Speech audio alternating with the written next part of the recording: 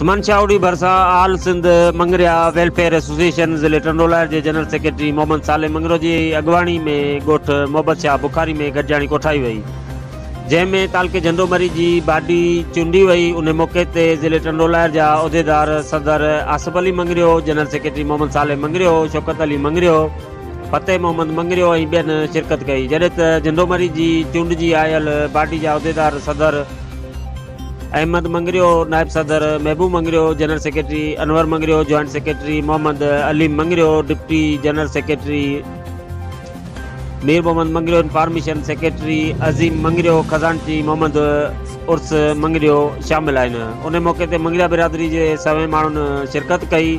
गॾिजाणी में 26 फरवरी ते शहीद मखदूम अब्दुल रहीम मंगरियो गिरोडी रहमतुल्लाह अलैह जी यादगार ॾियारे में भरपूर नमूने शिरकत करण जो वचन कयो वियो।